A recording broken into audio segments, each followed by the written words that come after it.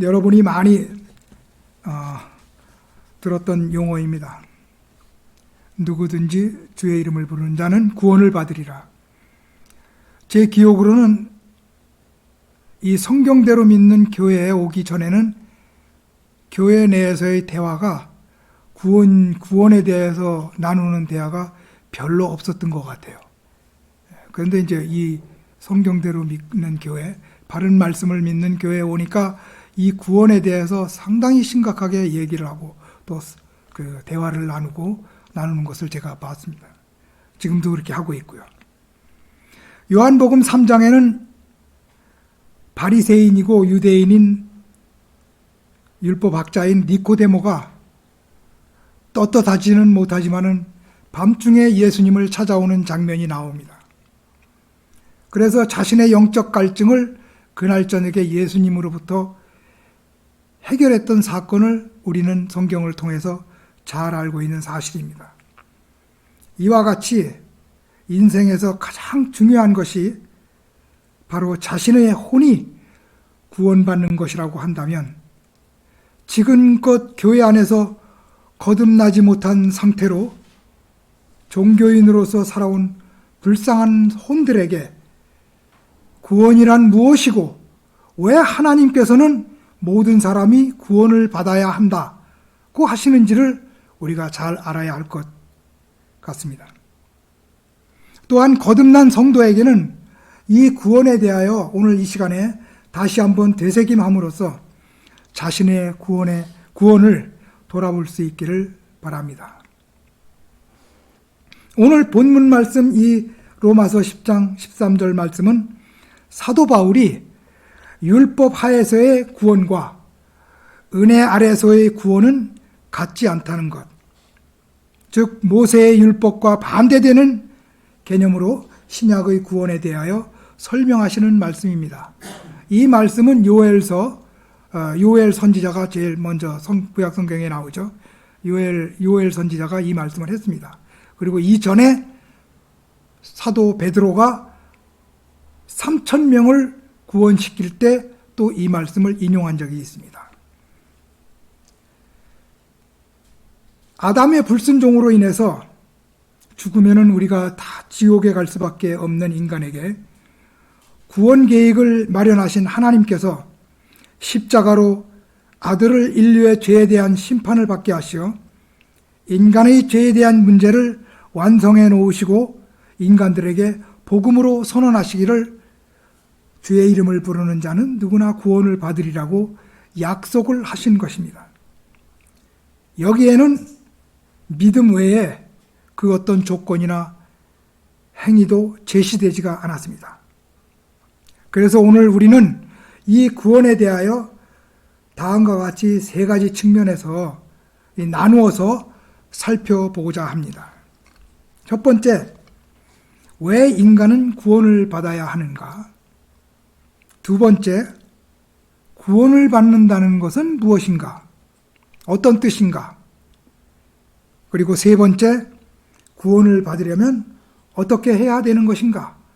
이 세 가지를 나누어서 성경을 통해서 상고하면서 우리가 공부하고자 하는 것입니다. 첫 번째로, 왜 인간은 구원을 받아야만 하는가? 디모데전서 2장 4절을 한번 우리 찾아보겠습니다. 디모데전서 2장 4절입니다.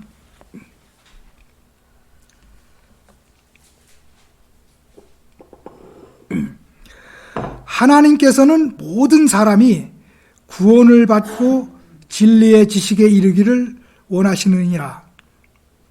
이렇게 말씀하십니다.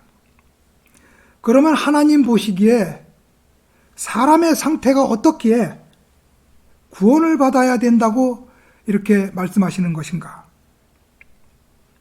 그것을 좀 알아봐야 되겠죠. 하나님께서는 사람을 하나님의 형상대로 창조하셨다고 성경에 말씀하십니다. 그런데 사람들은 사람들마다 다 얘기하는 것이 다 틀립니다. 의사는 의사대로, 또 이 생물학자는 생물학자대로, 과학자는 과학자대로 사람에 대해서 다 다르게 말을 합니다. 또 이 진화론자, 그 다음에 그 과철학자, 또 공산주의자, 또 종교가들이 말하는 사람의 정의가 다 다릅니다. 그러면 우리 성경에서는 사람에 대해서 어떻게 말씀하십니까? 바로 여러분이 잘 아시는 창세기 1장 27절에 보면 그 말씀이 나옵니다. 제가 읽겠습니다. 그리하여 하나님께서 자신의 형상대로 사람을 창조하셨으니 곧 하나님의 형상대로 그를 창조하셨으며 그들을 남자와 여자로 창조하셨느니라. 하나님께서는 자신의 형상대로 곧 하나님의 형상대로 사람을 창조하셨다라고 말씀하십니다. 이 말이 무슨 말일까요? 좀 더 자세히 살펴보도록 하겠습니다. 창세기 2장 7절입니다.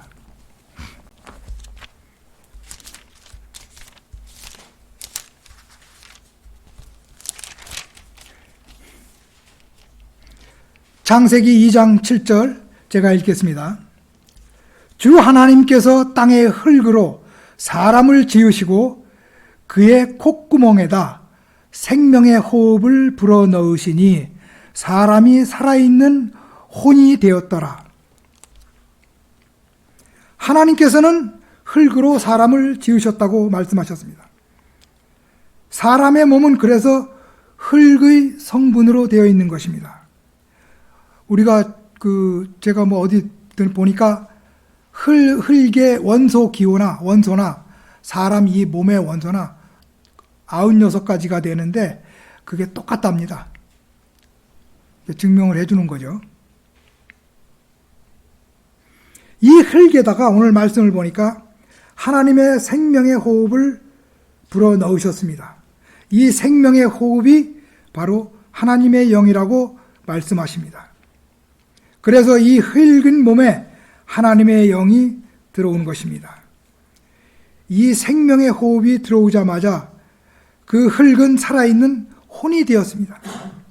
이것이 성경이 말하는 사람인 것입니다. 즉 사람이 하나님의 형상으로 창조되었다라는 말은 사람이 몸과 혼과 영으로 창조되었다는 사실을 우리에게 말씀해 주고 있는 것입니다. 잘 아시는 말씀 또 있죠? 데살로니가전서 5장 23절입니다. 데살로니가전서 오늘 성경을 좀 많이 찾도록 하겠습니다. 데살로니가전서 5장 23절 화평의 하나님 바로 그분께서 너희를 온전히 거룩하게 하시고 너희의 온 영과 혼과 몸이 우리 주 예수 그리스도께서 오실 때까지 책망할 것이 없게 보존되기를 하나님께 기도하노라. 하나님의 말씀에 따르면 사람은 결코 원숭이가 진화해서 된 것이 아닙니다. 또 이렇게 그 물질로만 구성된 것도 아닙니다. 또 정신과 이렇게 몸으로만 구성된 것도 아니고 또 영혼과 몸 이렇게 두 가지로 구성된 것도 아닙니다. 사람은 하나님의 형상으로 창조되었는데 그 하나님의 형상으로 창조되었다라는 말은 영과 혼과 몸, 이 세 부분으로 이루어졌다라고 말하는 것입니다. 바로 하나님의 모습인 것입니다. 하나님은 영이신 성령이 계시고 또 혼에 해당되어지는 아버지 하나님이 계시고 몸으로 오신 아들 예수 그리스도께서 계십니다. 즉 이 세 분이 한 분이십니다. 삼위일체이신 것입니다. 그런데 문제가 발생합니다. 사람이 하나님의 형상을 잃어버리게 되는 것입니다. 사람은 인격으로 창조되었는데 하나님도 인격이십니다. 또 마귀도 인격입니다. 인격이라고 하는 말은 자신의 뜻이 있다라고 하는 말입니다. 하나님은 하나님의 고유의 뜻이 있고 마귀는 마귀의 고유의 뜻이 있습니다. 그런데 하나님의 뜻은 사람이 선과 악의 지식의 나무에서 나는 열매를 먹지 않는 것입니다. 창세기 2장 16절을 찾아보겠습니다.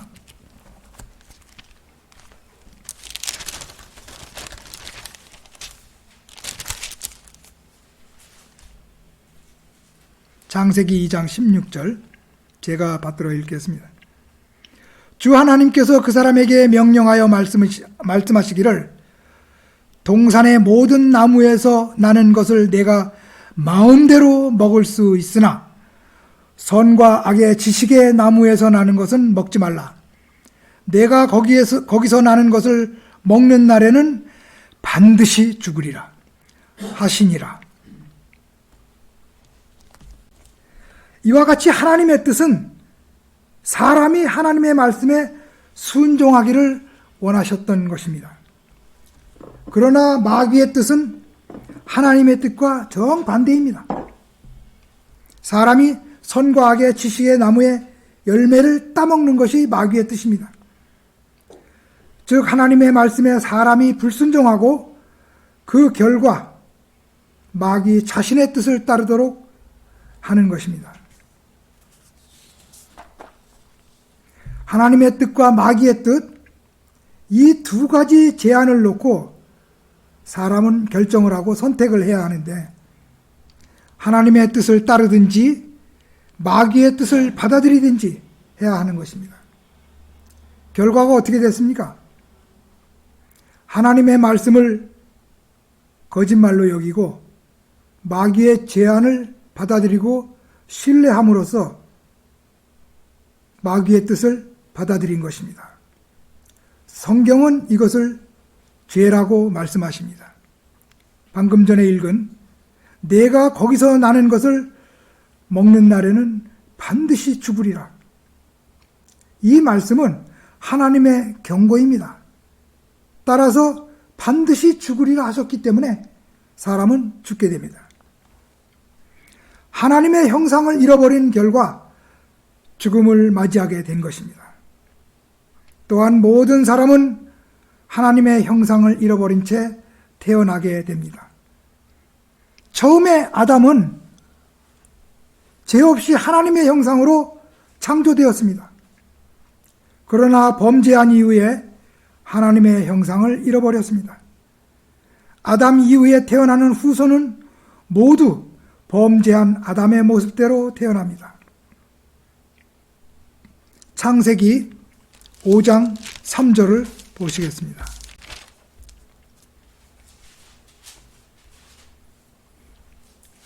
창세기 5장 3절 아담이 130년을 살며 자기 모습대로 자기의 형상을 따라 아들을 낳아 그의 이름을 셋이라 불렀더라.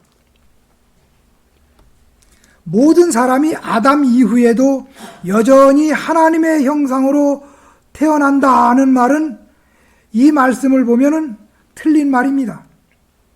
모든 사람은 아담의 모습대로 태어난다는 것입니다. 하나님께 불순종하는 하나님을 대적하는 성품을 가지고 태어나는 것입니다. 이것을 성경은 육신이라고 합니다. 아담 이후에 태어나는 모든 아담의 자손들은 죄의 씨를 가지고 태어납니다.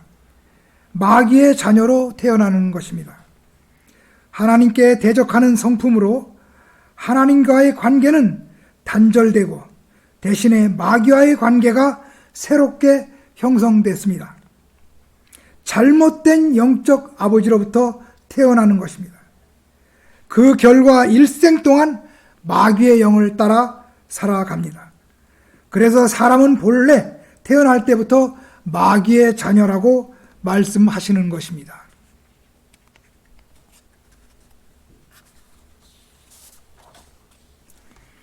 첫 번째 출생은 육신적인 출생인데 그 육신적인 출생은 마귀로부터 태어나는 것입니다. 자, 그러면 하나님의 형상을 잃어버린 채 태어나는 모든 인간은 어떻게 되는 것입니까? 말씀대로 죽는 것입니다. 내가 거기서 나는 것을 먹는 날에는 반드시 죽으리라 하셨기 때문에 죽는 것입니다. 또 로마서 6장 23절 죄의 싹은 사망이라고 또 우리에게 말씀하십니다.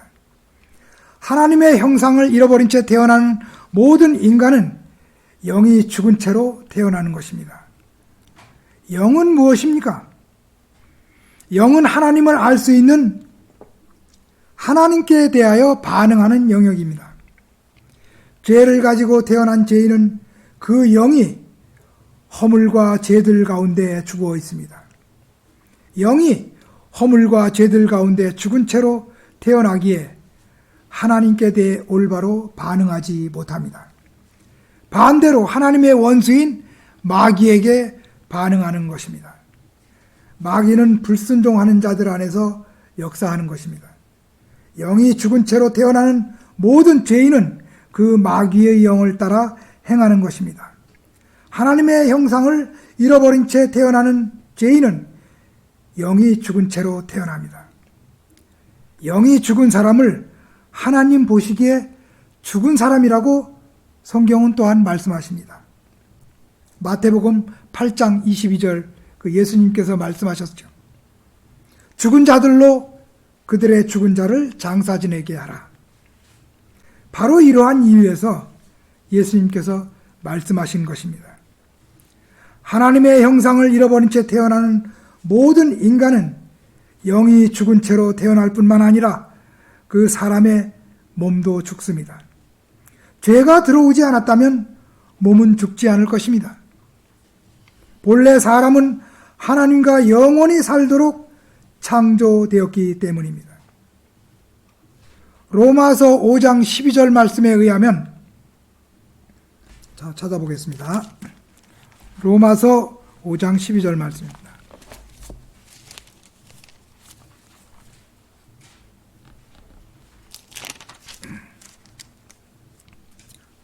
이런 연유로 한 사람에 의하여 죄가 세상으로 들어오고 그 죄에 의하여 사망이 왔으니 그리하여 모든 사람이 죄를 지었으므로 사망이 모든 사람에게 전달되었느니라고 말씀하십니다. 죄를 가지고 태어난 모든 죄인은 몸이 죽어서 흙으로 돌아갑니다. 하나님의 형상을 잃어버린 채 태어나는 모든 인간은 혼이 죽습니다. 영이 죽은 채로 태어날 뿐만 아니라 그 몸도 죽어서 흙으로 돌아가고 그 사람의 혼은 죽습니다. 혼은 무엇입니까? 그 사람 자신입니다. 느낄 수 있고 또 판단할 수도 있고 감정적으로 반응할 수도 있습니다. 여러분이 잘 아시는 대로 누가복음 16장에 보면은 부자와 나사로가 나옵니다. 예수님께서 유일하게 그 본명을 밝히신 장면입니다. 나사로라는 실명을 말씀하신 곳이 누가복음 16장이거든요. 그런데 그 부자는 이름을 말씀 안 하셨어요. 그런데 그 부자가 지옥에 있는데 거기서 고통받는 장면이 그대로 나옵니다. 그리고 그 부자가 자기가 고통을 어떻게 받고 있다는 것을 다 표현을 합니다. 죄 문제를 이렇게 해결하지 못한 제 죽음을 맞이하게 되면 모든 죄인이 혼은 몸에서 분리가 되어서 하나님의 심판을 받아 지옥으로 이렇게 가게 되는 것입니다. 몸은 무덤에 있지만 혼은 지옥에서 그 부자처럼 고통을 받는 것입니다. 혼이 불과 유황이 타는 불못에 던져지는 것을 두 번째 사망이라고 성경은 말씀하십니다. 요한계시록 21장 8절의 말씀입니다. 제가 읽겠습니다. 그러나 두려워하는 자들과 믿지 아니하는 자들과 가증스러운 자들과 살인자들과 음행하는 자들과 마술하는 자들과 우상 숭배하는 자들과 모든 거짓말하는 자들은 불과 유황이 타는 못에 참여하리니 이것이 둘째 사망이라고 하시더라. 혼은 없어지는 것이 아닙니다. 지옥에서 영원히 고통받는 것입니다. 영원토록 고통받는 것입니다. 바로 저주받은 혼들이 들어가는 곳이 지옥불인 것입니다. 하나님의 형상을 잃어버린 채 죄인으로 태어난 인생은 어떤 사람들이 생각하는 것처럼 결코 낙관적이지가 않습니다. 그저 지옥이 그냥 가상의 장소인 것처럼 그런 곳이 아닙니다. 지옥은 실제로 존재하는 곳입니다. 마태복음 24장에 예수님께서 말씀하셨습니다. 이 땅 심장에 있다고. 그런데 지옥은 원래 인간을 보내려고 만든 곳이 아니거든요.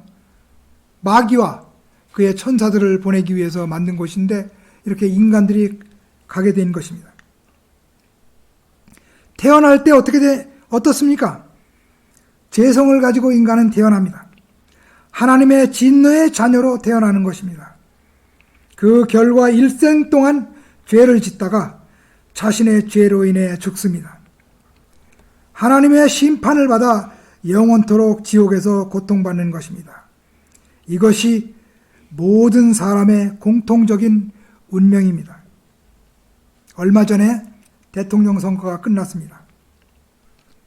대통령으로 당선된 사람이든지 간에 또 떨어진 사람이든지 간에 사업에 성공한 사람이든지 간에 그렇지 못한 사람이건 또 많이 배운 사람이든 그렇지 못한 사람이든 모두 공통된 운명은 비극적인 운명이란 사실입니다. 이 비참한 사람의 운명을 보고 하나님께서 구원을 받으라고 말씀하시는 것입니다. 그것이 바로 서두에 말씀드린 대로 디모데전서 2장 4절 모든 사람이 구원을 받고 진리의 지식에 이르기를 원하신다는 하나님의 말씀인 것입니다. 자, 그럼 두 번째로 우리가 구원을 받는다는 말은 무슨 말입니까? 하나님께서는 하나님의 형상이신 예수 그리스도를 보내주셨습니다. 바로 이 예수 그리스도 안에는 모든 구원이 포함되어 있습니다. 예수 그리스도께서는 허물과 죄들로 죽어있는 죄인의 영을 살려주십니다. 예수님께서는 종교에 열심이던 이 니코데모에게 말씀하셨습니다. 진실로 진실로 내가 너에게 말하노니 사람이 거듭나지 아니하면 하나님의 나라를 볼 수 없느니라고 말씀하셨습니다. 이 죽어있는 영이 살아나지 않고서는 하나님 나라에 갈 수 없다고 말씀하십니다. 이 죽어있는 영은 어떻게 살아날 수가 있습니까? 새벽 기도를 많이 해야 됩니까? 주일 성수를 해야 됩니까? 금식 기도를 해야 됩니까? 또 헌금을 많이 해야 됩니까? 이런 인간의 행위를 통해서는 자신의 죽은 영을 결코 살릴 수가 없습니다. 오직 예수 그리스도를 통해서만이 죽은 영은 살아날 수 있는 것입니다. 고린도전서 15장 45절을 한번 찾아보겠습니다. 고린도전서 15장 45절입니다.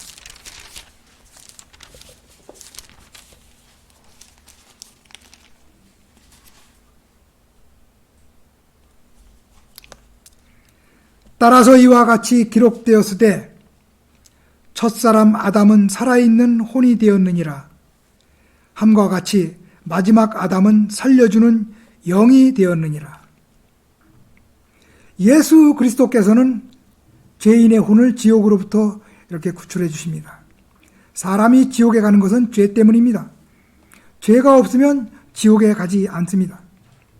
자신의 죄 문제만 해결될 수 있다면 지옥에 가지 않는 것입니다. 하나님 앞에 범죄한 죄가 용서되기 위해서는 누군가가 나를 위해 피를 흘려줘야만 하는 것이 성경의 원칙입니다. 히브리서 9장 22절에 의하면 피 흘림이 없으면 죄사함이 없다고 말씀하십니다. 그러나 이 구약처럼 동물의 피를 통해서는 결코 죄가 제거되지가 않습니다. 또 죄인인 어떤 다른 사람의 피를 통해서도 내 죄가 제거될 수 없는 것입니다. 유일하게 나의 죄가 용서되기 위해서는 예수 그리스도의 피가 흘려져야만 되는 것입니다. 예수 그리스도의 피만이 하나님이 피이기 때문에 그렇습니다. 요한복음 1장 29절에 보라, 세상 죄를 제거하는 하나님의 어린 양이라.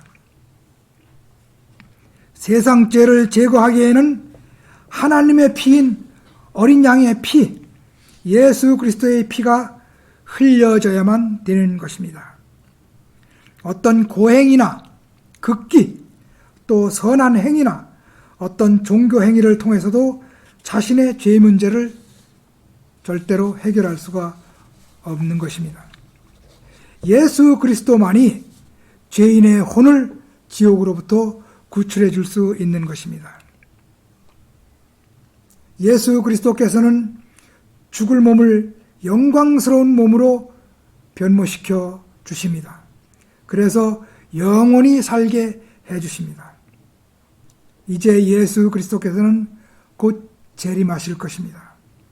그분께서 재림하실 때 예수 그리스도 안에 있는 모든 사람들은 썩지 않을 몸을 입고 부활하게 될 것입니다. 여러분이 잘 아시는 고린도전서 15장 51절 말씀입니다. 한번 찾아보겠습니다. 15장 51절 말씀. 54절까지 제가 맞들어 읽겠습니다.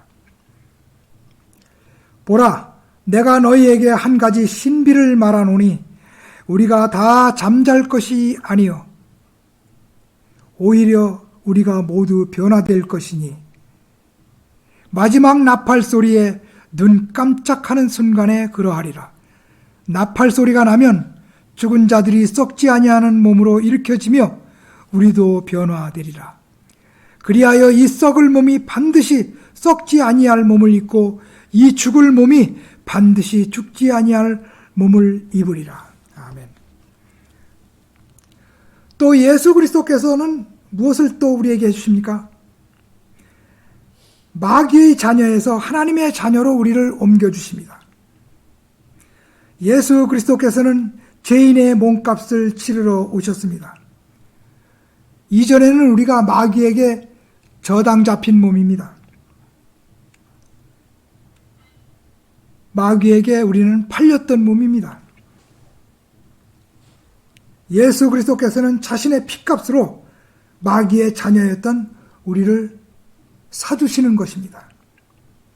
골로새서 1장 13절 말씀에 보니까 그분께서 우리를 흑암의 권세로부터 구하여 내셔서 그분의 사랑하는 아들의 나라로 옮겨주셨으니 그 안에서 우리가 그의 보혈을 통하여 구속, 곧 죄들의 용서함을 받았느니라. 예수 그리스도께서는 또 잃어버린 하나님의 형상을 되찾아 주십니다. 고린도후서 4장 4절에서는 예수 그리스도께서 하나님의 형상이라고 말씀하십니다. 예수 그리스도 안에는 신격의 모든 충만함이 몸의 형태로 거하신다고 말씀하십니다. 이게 무슨 말씀이실까요? 삼위일체 하나님께서 예수 그리스도 안에 몸의 형태로 거하신다고 말씀하시는 것입니다. 인간의 어떤 노력을 통해서도 잃어버린 하나님의 형상을 회복할 수 없습니다. 유일하게 예수 그리스도를 통해서만이 하나님의 형상을 회복할 수 있는 것입니다.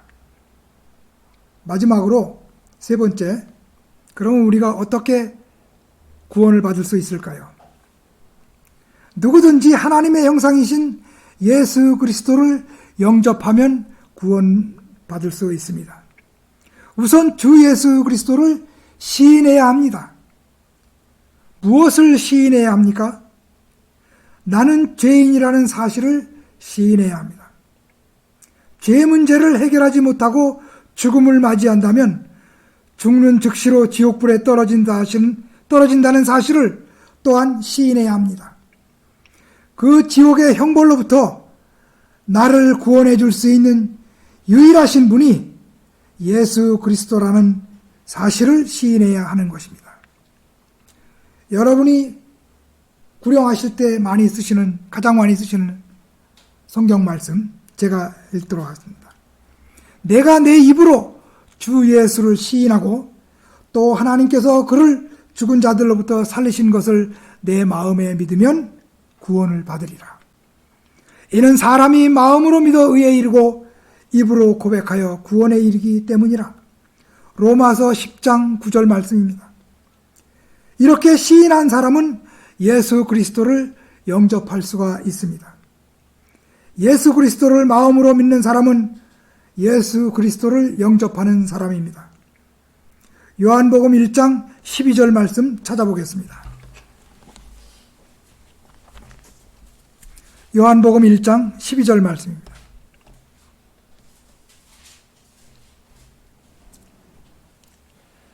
받들어 읽겠습니다. 그러나 누구든지 그를 영접한 사람들에게는 하나님의 아들들이 되는 권세를 주셨으니 즉 그의 이름을 믿는 사람들에게니라. 이것이 하나님의 위대한 구원 계획인 것입니다. 예수 그리스도를 개인적으로 영접하지 않은 채 믿고만 있는 것은 바로 마귀가 노리는 것입니다. 예수 그리스도와 반드시 개인적이고 인격적인 관계를 우리가 맺어야 됩니다. 자, 요번에 아까 대통령 선거를 했다고 그랬는데요. 당선된 대통령에 대해서, 당선인에 대해서 우리는 너무나 많은 정보를 알고 있습니다. 그래서 어느 정도 그 사람에 대해서 안다고 말할 수가 있습니다. 그러나 당선된 그 당선인은 여러분에 대해서 모릅니다. 이런 거는 인격적인 관계가 아니죠. 개인적으로 아는 것이 아닙니다.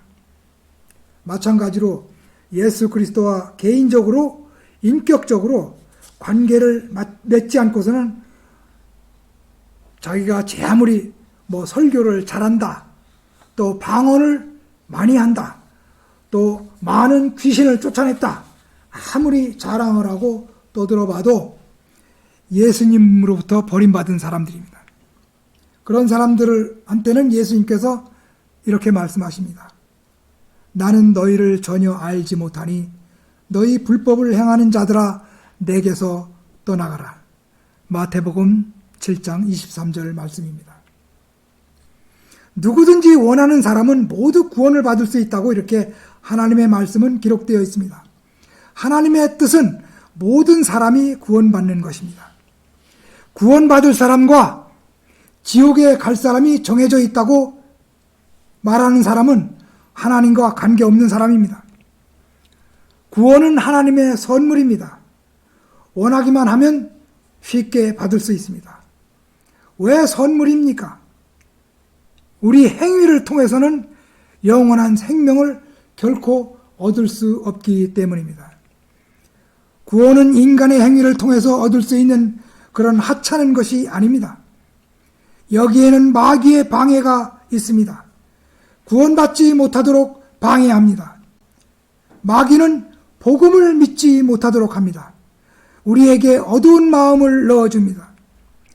하나님과 마귀 같은 것은 없다고 생각하게 합니다.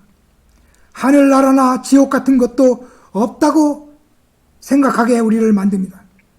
마귀는 또 어떻게 방해합니까? 순수한 복음을 변질시킵니다. 그래서 구원받지 못하게 만듭니다. 행위를 통해 구원받으라고 이 복음을 변질시킵니다. 구원받을 사람은 미리 정해졌다고 순수한 복음을 또 변질시킵니다. 또 믿기만 하면 됐지, 또 영접할 필요가 있느냐고 변명하게 또 만듭니다. 결국에는 예수 그리스도를 믿지 못하도록 영접하지 못하도록 방해하는 것입니다.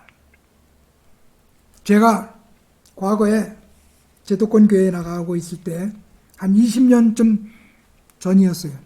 제가 그 당시에는 이제 안수 집사였는데 저희 교회 장로님이 한 분 계셨습니다. 그 장로님은 그 재정 담당을 했어요. 그러니까 중책이었죠. 근데 이 장로님이 어느 날 갑자기 교회를 나오지 않기 시작했습니다. 그래서 저는 그 장로님하고 별 이렇게 교제는 없었어요.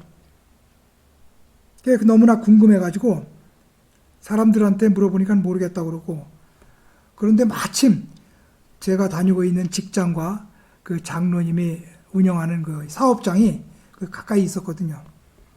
그래서 점심시간에 한번 찾아갔어요.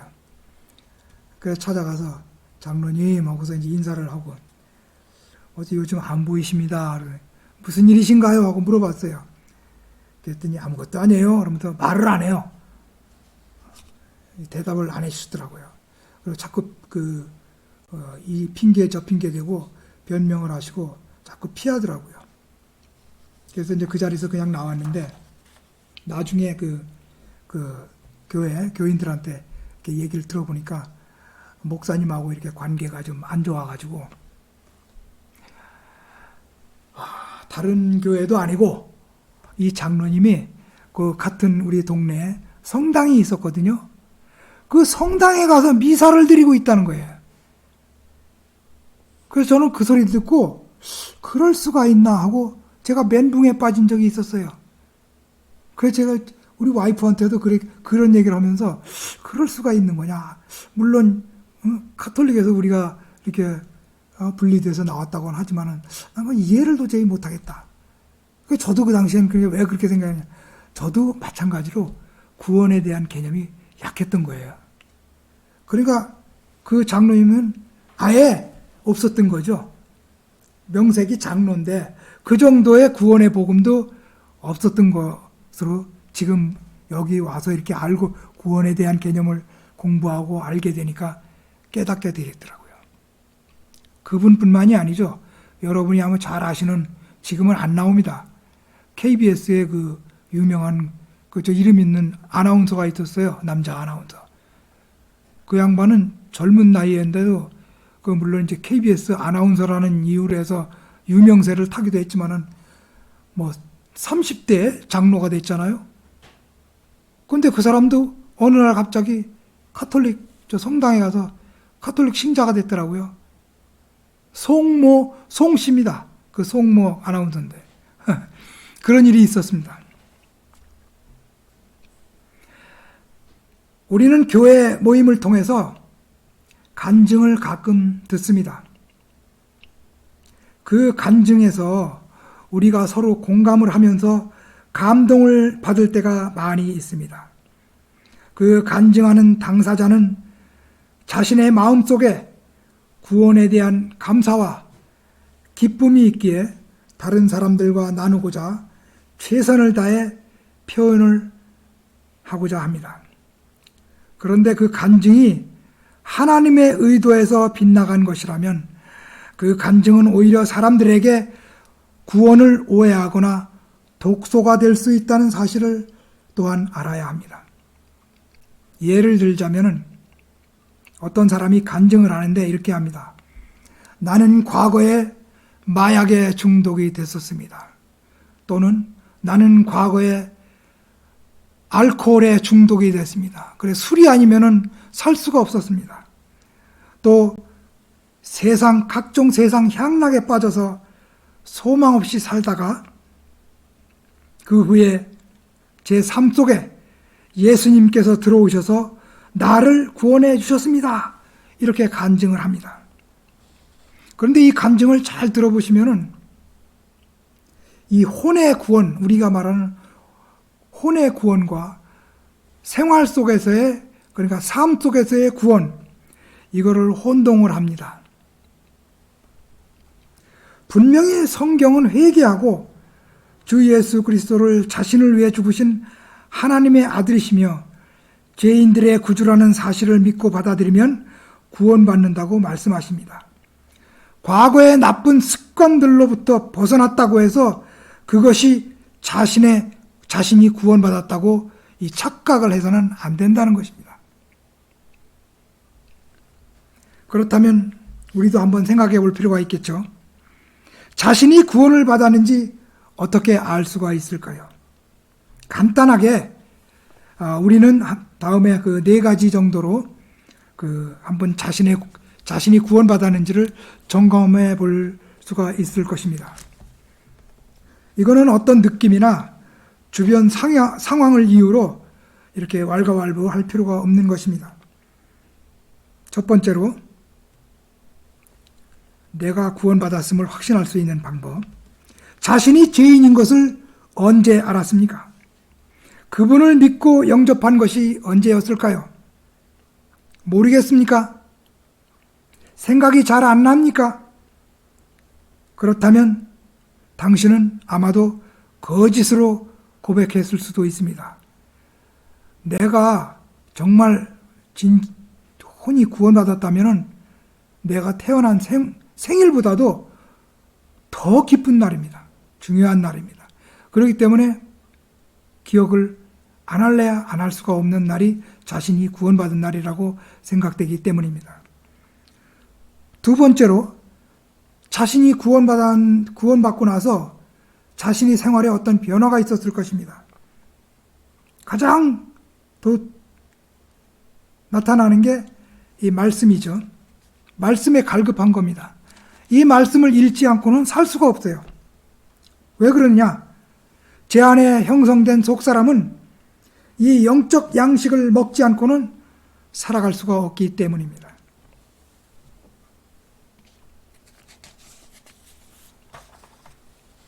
세 번째로, 죄를 지었을 때 하나님께 죄를 자백하지 않고서는 못 견딥니다. 왜? 성령께서 죄를 자백하라고 계속 찔림을 주기 때문입니다. 내가 죄를 지었는데 자백하지 않는다. 그 사람은 가짜라고 봐도 돼요. 거짓 고백했다고 믿어도 됩니다. 네 번째,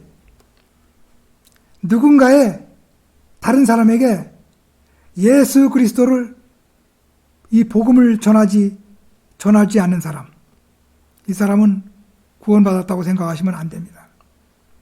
자신이 거듭난 이후에 몇 사람의 혼을 그리스도께로 이겨왔습니까?